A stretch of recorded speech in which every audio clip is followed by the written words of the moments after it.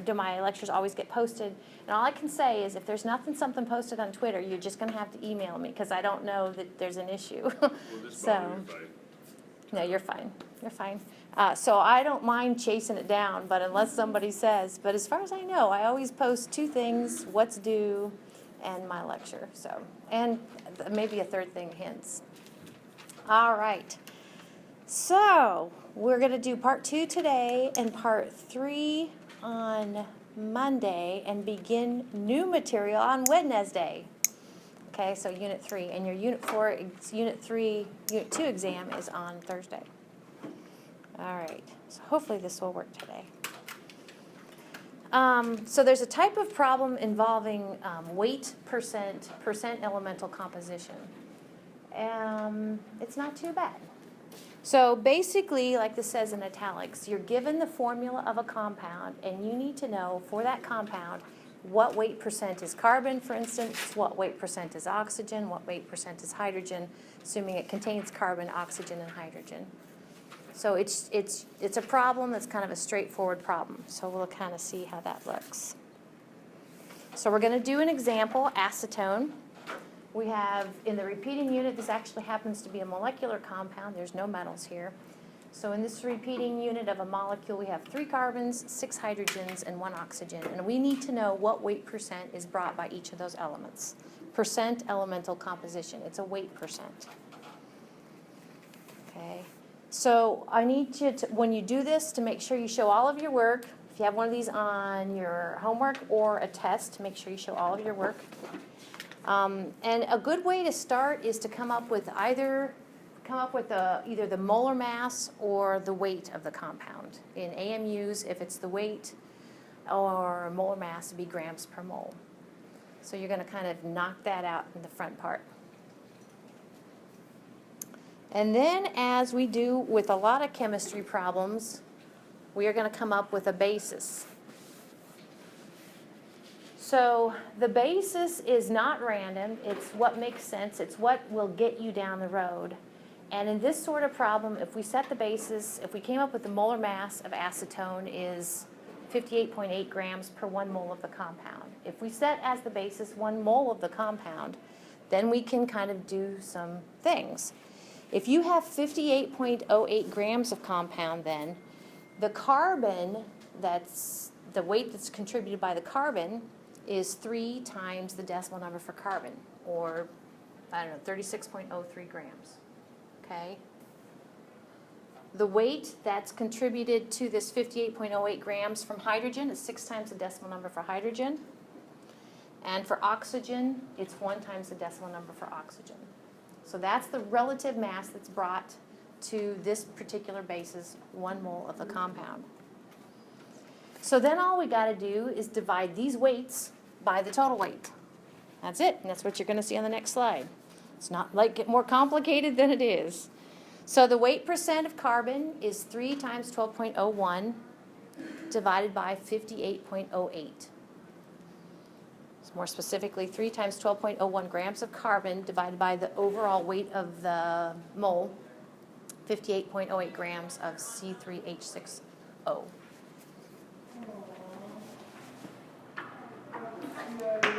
Sometimes what I see students hand in, and I guess it'd be myself too, we see a percent problem and we're like, we throw significant figures out the door, but let's not throw significant figures out the door. So I'm looking at 4 sig figs in both the term in the numerator and the denominator. So rounded to 4 sig figs, it's 62.04% carbon. That's it.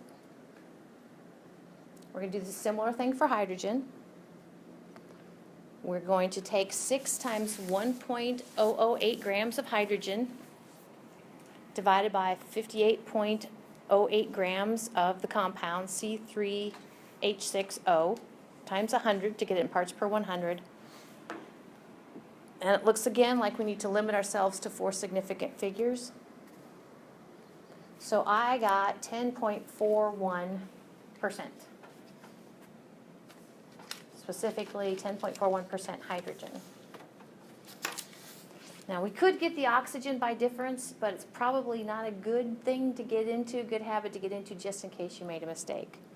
So let's go through the hoops for oxygen. 1 times 16.00 grams of oxygen divided by the mass of the compound, 58.08 grams of C3H6O, times 100. And I get 27.44% oxygen. Now, if you're doing a problem like this and you get it's off by like, 0.03 or something either way of 100%, it's probably just a rounding thing. So don't freak out. But if you add these up and they don't equal 100, then you did something wrong. If you add them up and they do equal 100, you still might have done something wrong. Okay, so they all add up to be equal to 100. In this case, 100.00%. If you have a problem like this on like a test, do you want us to add them up at the end as well? To do check, that's optional. Okay. Yeah. If you're feeling good about it, just leave it. And if you just want to plug it in your calculator and not show your work, that would be one. If it's a check, you don't have to show your work. Yeah. Okay, so let's take a look at these. 323, 324.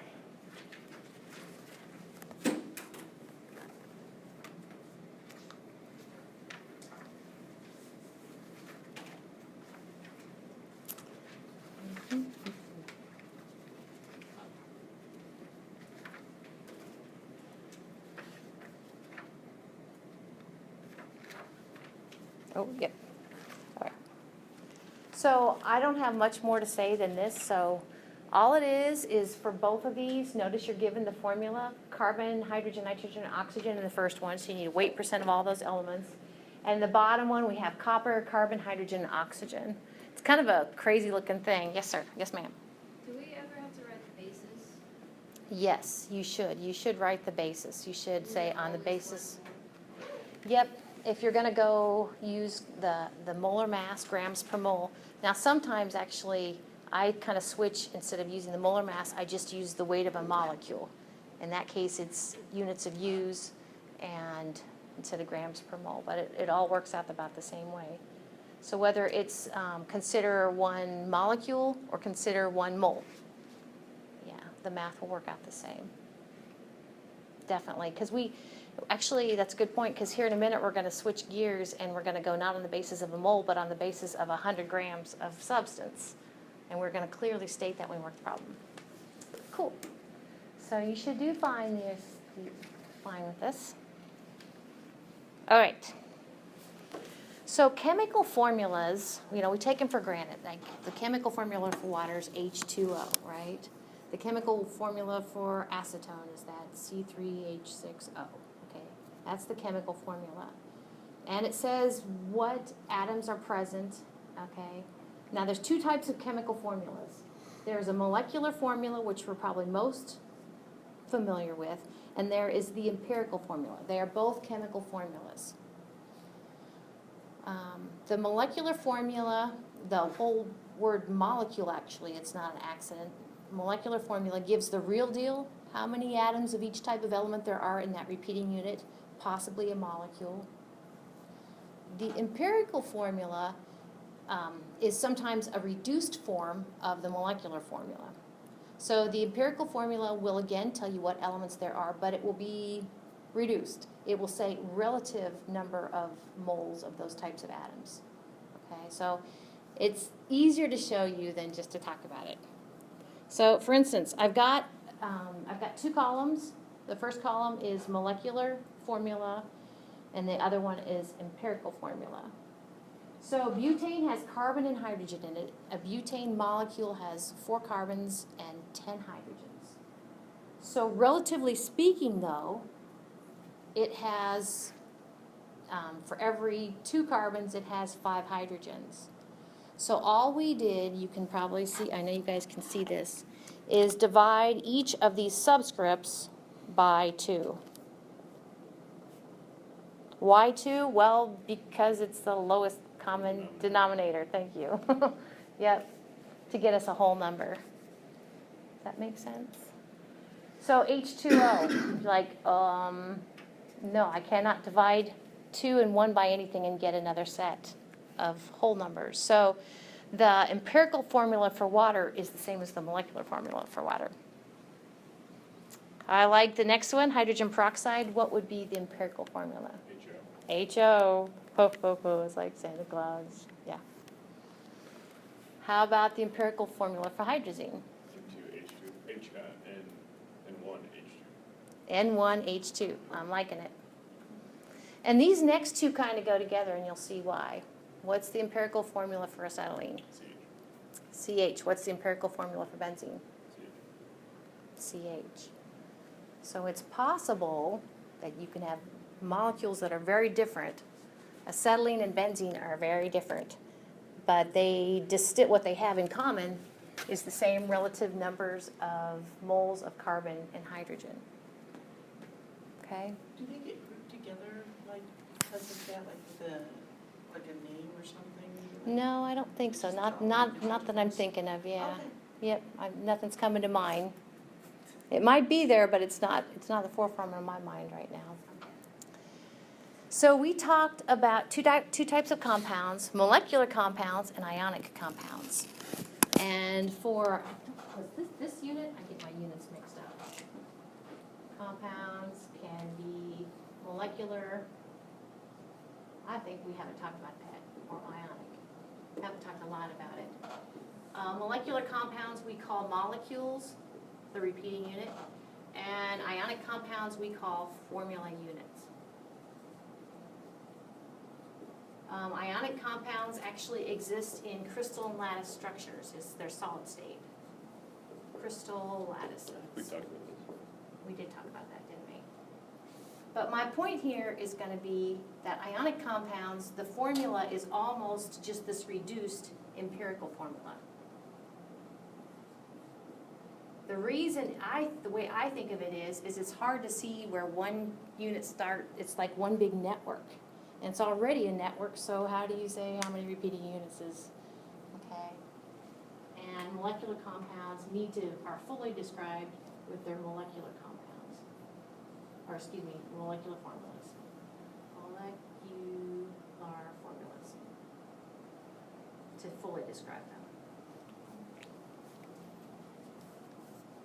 Okay. Well, what's this have to do with weight percents? Well, we'll get there. So, if you have taken something like acetylene or benzene and reduced it to its empirical formula, okay, we, by golly, know with its empirical formula, we know that it's a 1-to-1 molar ratio of carbon to hydrogen, okay? And that is actually similar to if we were to take look at it this way. If we were to do a weight percent, do you guys buy this?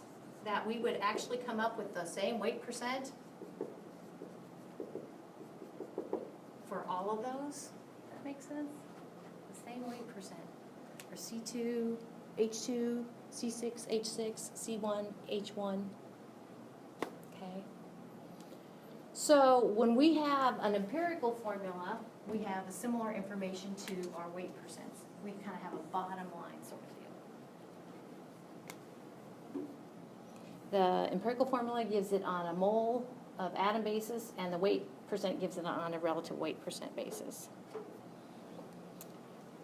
So you can calculate the percent weight if you're given an empirical formula. We could do that, right? But now I want to show you how to go backwards. We can actually, given the weight percent, we can get back to the empirical formula. Given the weight percent, we can knock out the empirical formula. And I'll show you how to work this sort of problem, how I do it anyway. So we can go either way. It's like magic. No, it's not like magic.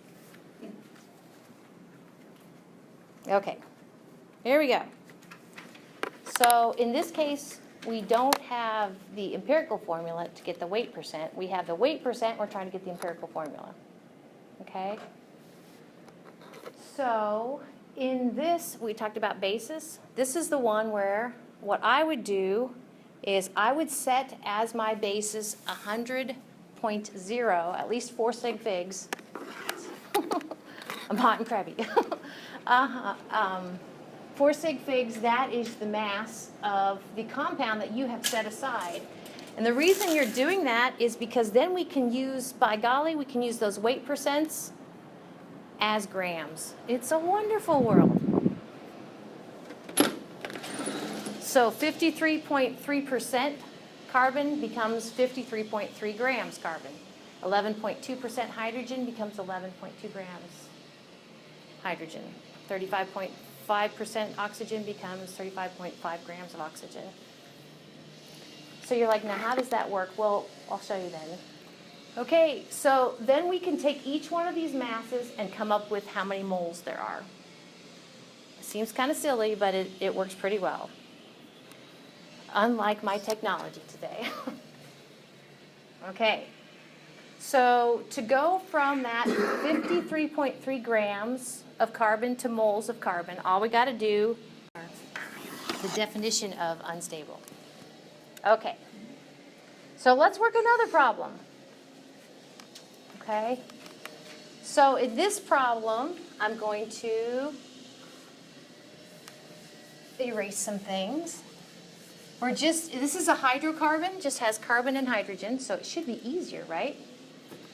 So the initial mass, and I'm going to take it on a 100-gram basis, is 82.7 grams or percent carbon, and 17.3%, which will ultimately be grams of hydrogen.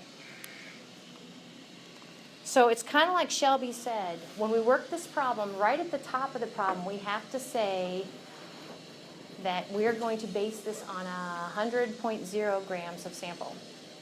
Because only then can we jump to these masses. I guess now that I'm thinking about it, if I do this like on the answer key or something, I might do something like this. Moles, and then what I'll do is I'll take this times, I'll take carbon, 1 mole, 12.01 grams. Multiply that out and I'll get my moles right there. Okay. So to get moles of carbon, we're going to take the mass of carbon, which in this sample is 82.7 grams, times the molar mass of, we're going to use the molar mass of carbon, 1 mole of carbon over 12.01 grams, and we get 6.89 moles. Do a similar thing with hydrogen. Molar mass of hydrogen is 1 mole over 1.008 grams.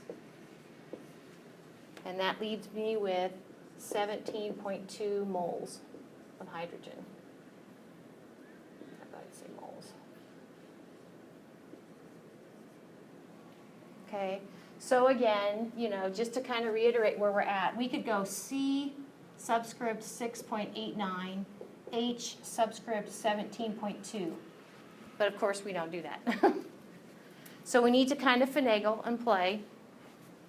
So I would make another column, divide by the fewest. In this case, it looks like I would divide both of them by 6.89. Of course, 6.89 divided by 6.89 is 1. And 17.2 divided by 6.9. Dun, dun, dun. Did you get 2.5? Cool. And that should make you smile, 2.50 moles. Okay, you're not ready to use those as subscripts yet, though. So now what are we going to do? If this is a half. Multiply by 2. Yep. Just scale them up. Multiply by 2. That makes that 2.0 relative moles of carbon and makes it 5.0 moles of hydrogen. And now we are ready to write the real empirical formula. With the real empirical formula, please step up. Okay? Not bad. So what my solution does is kind of similar. It just says we're going to take the relative amount, we're going to divide by the fewest, which is that 6.89, and we come up with 2.5 moles of hydrogen for every 1 mole of carbon. Scale that up to by multiplying by 2 to 5 to 2.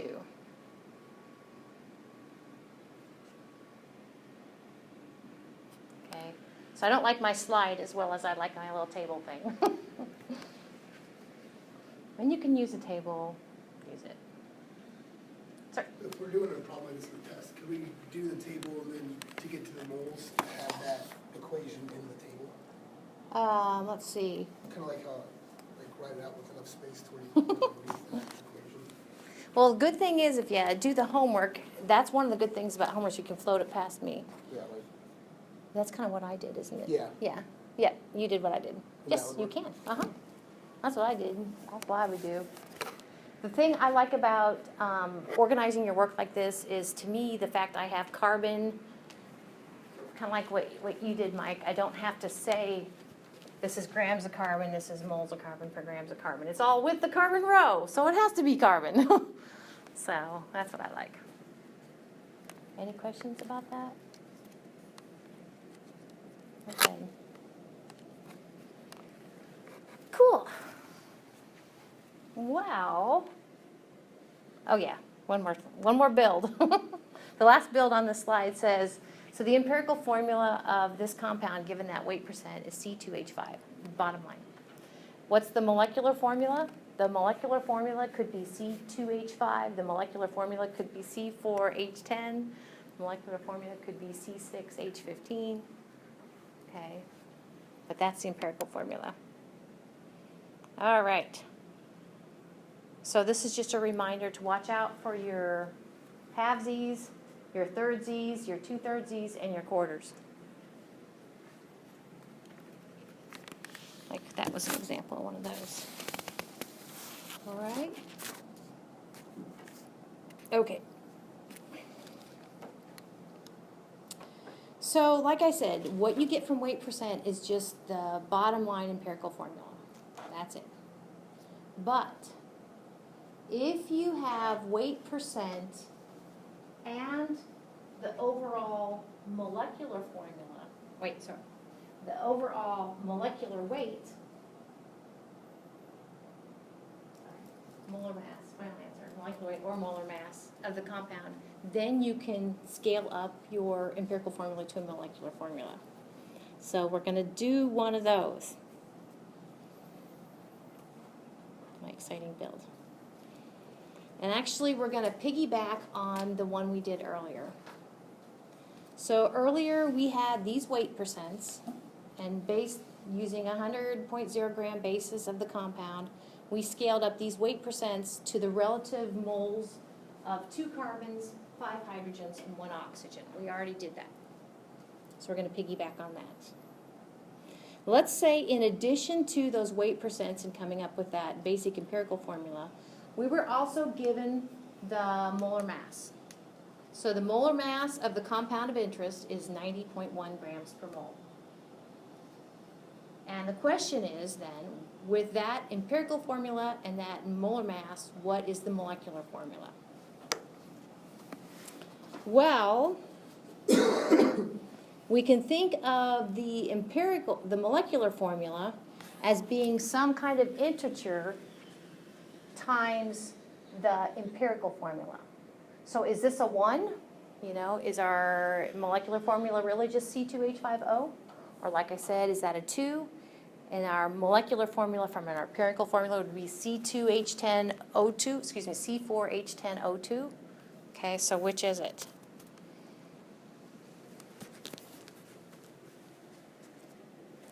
Okay. So we basically need to come up with what X is. How many kind of repeating units of that basic empirical formula do you have in your molecular formula? Well, if we let MM be the molecular, the molar mass of the molecule, the molecular molar mass, okay?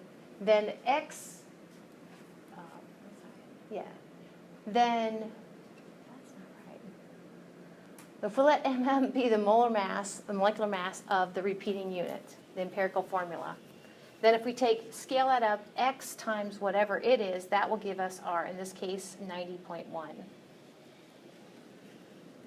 So bottom line is we're going to take what the mass of the compound is, that 90.1, and we're going to divide it by the mass of the little repeating unit. Bottom line. So it looks like this.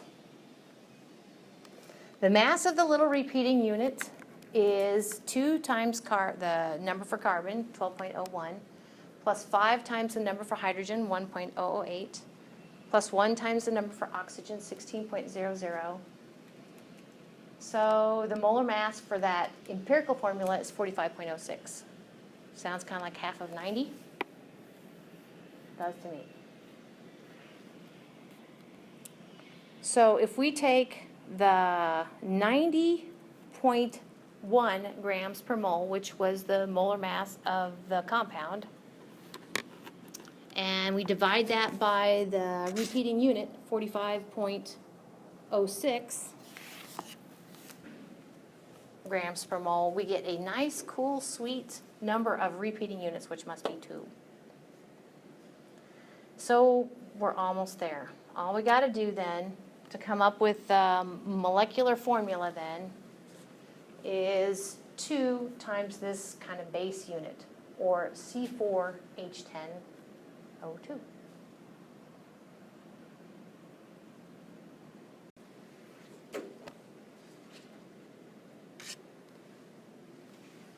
Ah, I think we got it.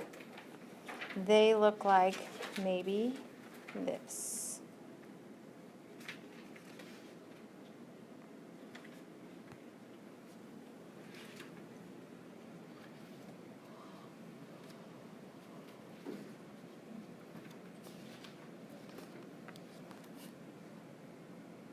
I don't know why, just all of a sudden, this is not working. Sending project, sending project, sending project.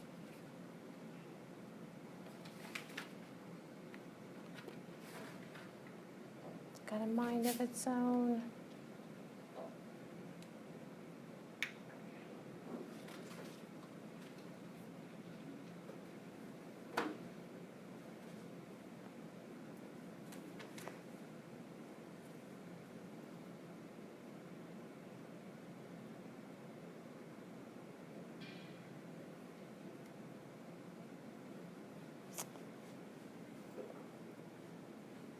Oh, there it is. Oh. I'm not seeing it.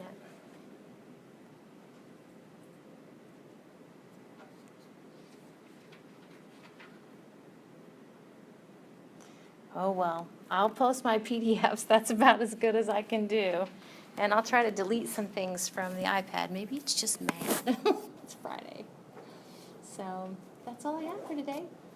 And guess what? We're on to part 3 on Monday. Combustion analysis. So we'll have class Monday, Wednesday, test Thursday, no class Friday next week? Right. Because it's in-service day. I'd rather have class. Yeah.